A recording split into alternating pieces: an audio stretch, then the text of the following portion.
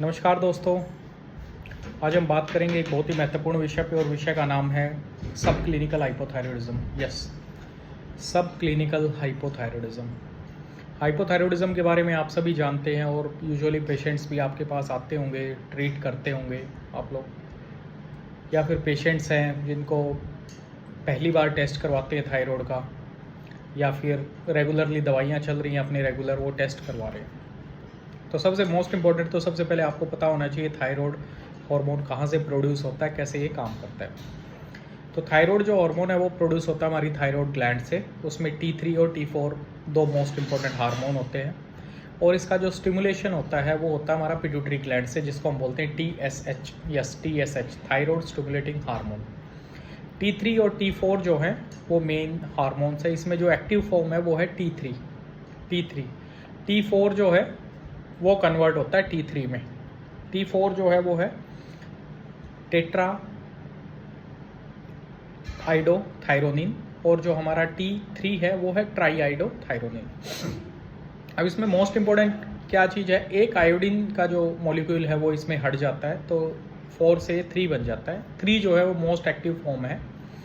कई लोग इसमें टेस्ट करवाते हैं एग्जैक्टली पता करने के लिए FT3 FT4। वो इसलिए करवाते हैं कि फ्री हार्मोन कितना अवेलेबल है जो बॉडी में एक्चुअली यूज़ होता है। तो वो भी एक मेथड होता है। कई बार किसी का TSH बढ़ा हुआ आ जाता है, तो कई बार उसको कंफर्म करने के लिए FT3 FT4 टेस्ट करवाया जाता है।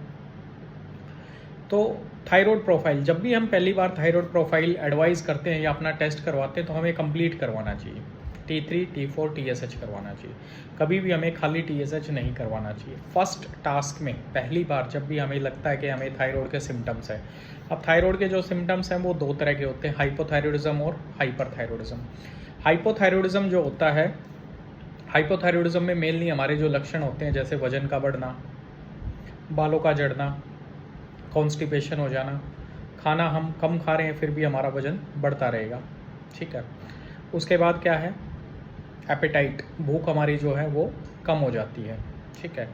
नींद ज़्यादा आना, थकान रहना, कमजोरी, पैरों पे सूजन आना, ठीक है, वजन का बढ़ जाना, और महिलाओं में महीने जो आते हैं, जो मेंस्ट्रुअल साइकिल आता है उसमें अनियमितता हो जाती है, इरेगुलरिटी हो जाती है, और कई बार ये इरेगुलरिटी इनफर्टिलिटी भी कर देती है। अगर आपका थायराइड हार्मोन बैलेंस नहीं है तो आप बांझपन का शिकार भी हो सकते हैं, महिलाओं के लिए, जो शादीशुदा महिलाएँ हैं उनके लिए।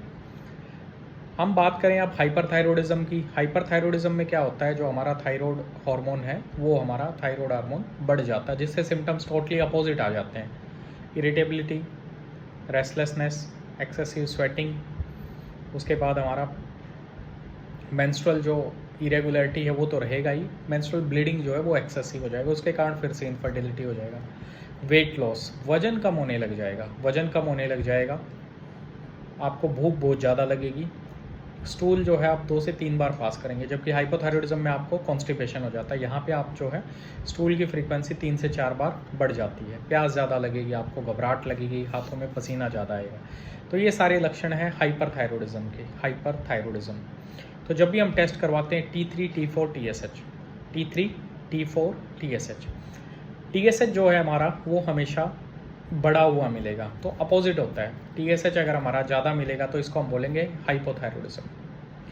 TSH अगर बढ़ा हुआ है, T3 T4 नॉर्मल है, तो इस कंडीशन को हम बोलते हैं सब क्लिनिकल हाइपोथायरॉयडिज्म। सब क्लिनिकल हाइपोथायरॉयडिज्म मतलब आपके ब्लड टेस्ट में तो थायराइड बम्बार्ड कर रहा है, TSH ज़्यादा ओवर स्टिमुलेट कर रहा है कि हमारी थायराइड ग्लैंड वो इनफ हार्मोन प्रोड्यूस करे, तो वो कुछ दिन तक तो प्रोड्यूस करेगी। उसके बाद आता है हमारा ओवर्ट सिम्टम। ओवर्ट सिम्टम मतलब ब्लड टेस्ट करवाया हमने, TSH तो हमारा ज़्यादा था, क्योंकि पिट्यूटरी ग्लैंड को TSH हार्मोन ज़्यादा प्रोड्यूस करना पड़ रहा है, और उसकी वजह से स्टिमुलेशन जो है वो ज़्यादा करना पड़ रहा है ताकि हार्मोन जो है वो ज़्यादा प्रोड्यूस हो।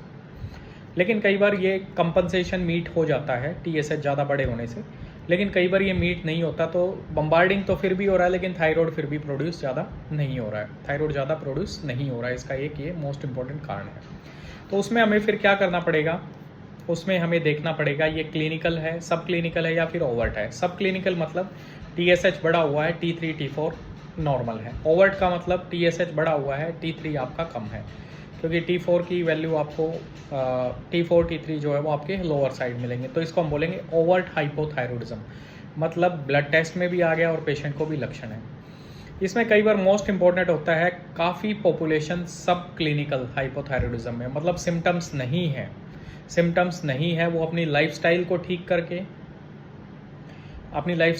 करके डाइटरी हैबिट्स को ठीक करके या फिर लाइफस्टाइल स्ट्रेस को कम करके, इन चीज़ों को कम करके वो अपने थायराइड हार्मोन्स को नॉर्मल ला सकते हैं। उनको दवाई की आवश्यकता ही नहीं है। कई बार लक्षण उनको नहीं होते, जिनको लक्षण पूरे भरपूर मात्रा में होते हैं, कई बार सब क्लिनिकल स्टेट में भी उनको क्या है, दवाइयाँ चलाने की आवश्यकता पड़ती हैं।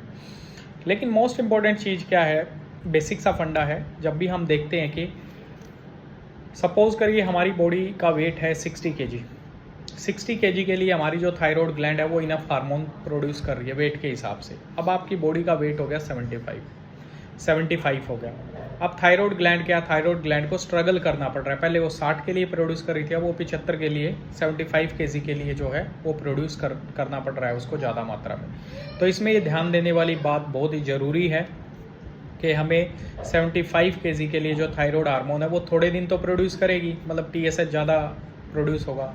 TSH ज़्यादा प्रोड्यूस होगा तो ये किस कंडीशन में जाएगा, सब क्लिनिकल हाइपोथायरॉयडिज्म में। सब क्लिनिकल हाइपोथायरॉयडिज्म में मतलब TSH हमारा बढ़ा हुआ होगा, लक्षण इतने ज़्यादा नहीं होंगे। लेकिन थोड़े दिन बाद क्या है, थायराइड ग्लैंड थक जाएगी, और थायराइड ग्लैंड थक जाएगी तो ऑब्वियसली हमें क्या होगा, ओवर्ट हाइपोथायरॉयडिज्म हो जाएगा। तो ओवर्ट हाइपोथायरॉयडिज्म में हमें ट्रीटमेंट चलाने की आवश्यकता पड़ती है।